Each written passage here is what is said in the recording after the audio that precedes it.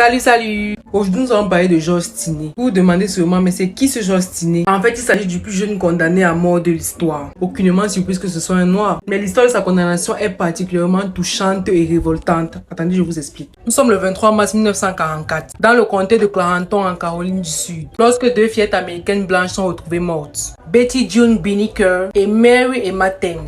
Le petit Georges Tiné, qui n'a âgé que de 14 ans, est arrêté à la suite de la découverte et est directement accusé le jour suivant sans aucune preuve matérielle d'homicide avec préméditation. Le 24 avril de la même année, dans le palais de justice du comté, a lieu le procès de 12h30 à 17h30, juste 5 heures de temps. Et après seulement 10 minutes de délibération, les membres du jury déclarent le petit Tiné coupable. La loi de Caroline du Sud juge subitement tous au-dessus de 14 ans adultes. L'enfant est donc condamné à mort par la chaise électrique.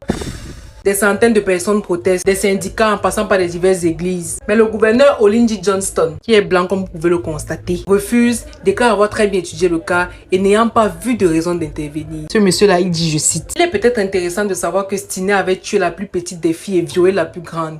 Puis il a tué la grande fille et violé son cadavre.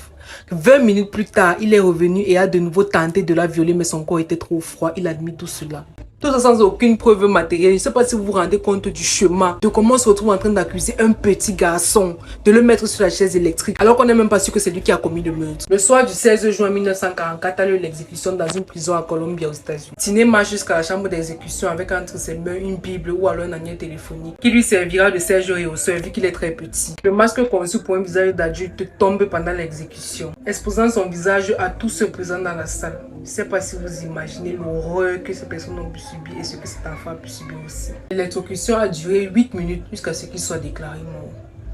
70 ans après son exécution, il y a de nouveau un procès qui est ouvert, où le juge déclare qu'il aurait bien pu avoir commis ce crime, mais qu'il n'a pas eu un procès équitable du tout. Il est donc finalement jugé non coupable 70 ans après son exécution. Cette histoire horrible nous montre à quel point les noirs ont souffert et continuent de souffrir jusqu'à présent. Dites-moi en commentaire ce que vous en pensez. Partagez la vidéo pour édifier le plus de personnes possible. On se dit à bientôt pour une nouvelle vidéo. Bye!